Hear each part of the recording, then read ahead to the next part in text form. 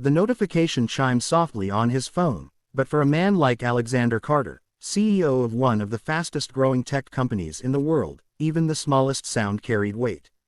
He was in the middle of a high-stakes meeting in Manhattan, his boardroom filled with investors and executives hanging on his every word.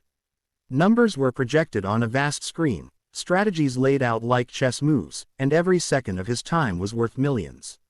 Yet, his eyes drifted toward his phone. One accidental swipe changed everything. It was an ultrasound picture. Black and white, grainy, but powerful. The kind of image that told 1,000 stories without a single word. Below it, a caption. "Can't wait to meet you. Mommy loves you already." He froze. The room buzzed with voices, but he couldn't hear any of them. He didn't recognize the name on the profile. It wasn't meant for him at all. Yet, something about it reached inside him like a hand gripping his chest. Without hesitation, he raised his hand. "Cancel the rest of the meeting," he said, his voice low, firm. Shock rippled through the room, but nobody questioned him. CEOs at his level didn't need to explain. While his team exchanged confused glances, Alexander leaned back in his chair, staring at the ultrasound. He wasn't a man prone to sentimentality. He had spent years building walls around himself, after losing the woman he once loved to an illness that no amount of money could cure. Since then, his life had been nothing but boardrooms, acquisitions, and skyscrapers. Yet here he was, mesmerized by the life inside that small womb. On the other side of town, in a modest apartment that smelled faintly of lavender and baby powder, Emily Hayes realized her mistake. Her fingers fumbled nervously as she stared at her phone screen. She had meant to send the ultrasound picture to her private group of friends and family. Instead, one wrong tap had posted it publicly. She felt her cheeks flush red. She was a single mom-to-be, working 2 jobs, surviving paycheck to paycheck, and terrified of the road ahead. Privacy was precious to her, and she had just spilled a piece of her heart to the world by accident.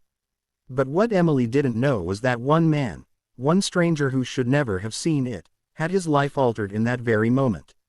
Alexander didn't just scroll past. He did something uncharacteristic. He searched her profile. He saw fragments of her life. Photos of her working as a waitress, little notes about saving up for baby clothes, tired smiles that couldn't quite hide the exhaustion in her eyes. He saw no partner in the pictures, no ring, no support. Just her, alone, carrying a future that was bigger than herself.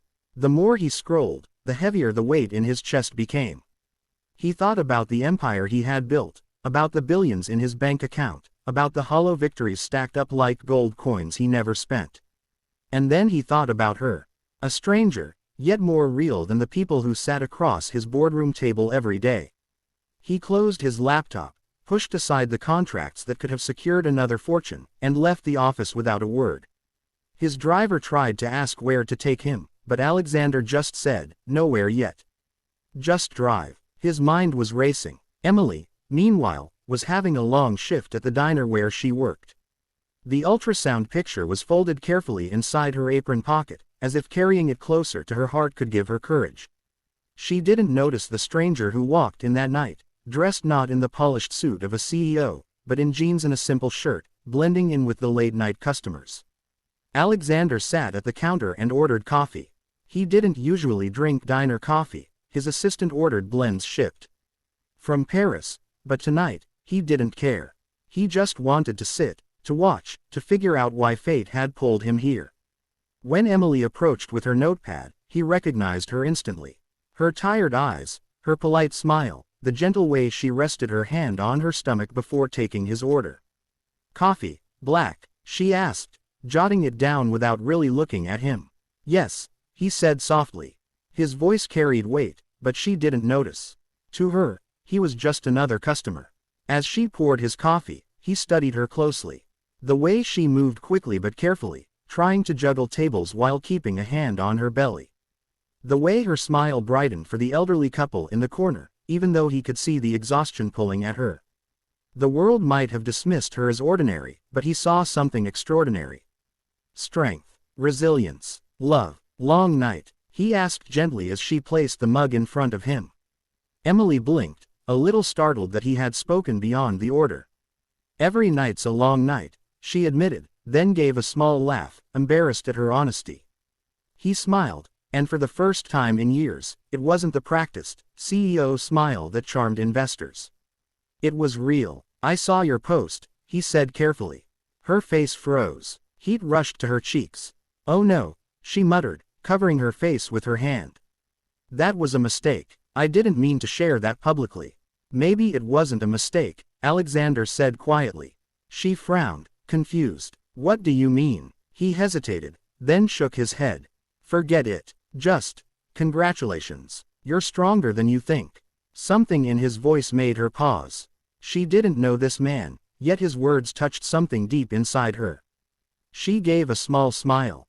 "Thanks. I don't feel strong most days." "You are," he said simply. For weeks after that night, Alexander returned to the diner. Always at odd hours, always dressed simply, never revealing who he was. He would sit in the corner, drink his coffee, and watch Emily work. They talked, little by little, about her dreams of raising her child, about the nights she cried in silence because the world felt too heavy, about the fear of doing it all alone. She never asked what he did for a living, and he never told her. He liked that. He liked being just a man with coffee, not a billionaire CEO. One night, she admitted, "Sometimes I wonder if my baby will ever have a father figure. I don't mean someone to replace what's missing, I mean just someone who cares. Someone who's there." He looked at her then, his throat tight. "Maybe the right people come into our lives when we least expect them."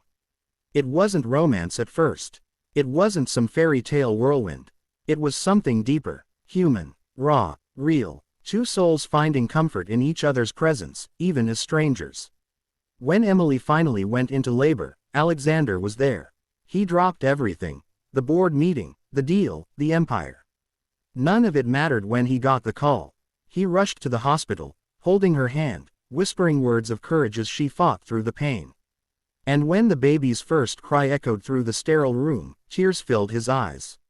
It wasn't his child, not by blood, but in that moment, it felt like life had given him back something he had lost long ago, the chance to love again, to care selflessly, to belong. Emily looked at him with tears in her eyes. "Why are you here?" she whispered. "Because some things are more important than meetings," he said, his voice breaking. She didn't know then that he was one of the most powerful men in the country.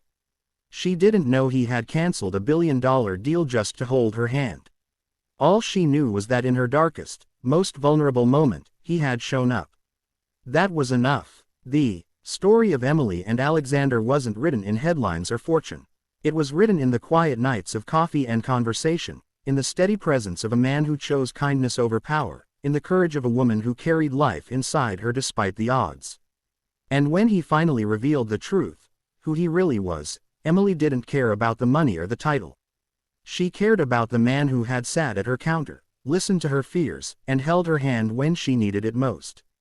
For Alexander, the ultrasound he had stumbled upon wasn't just a picture.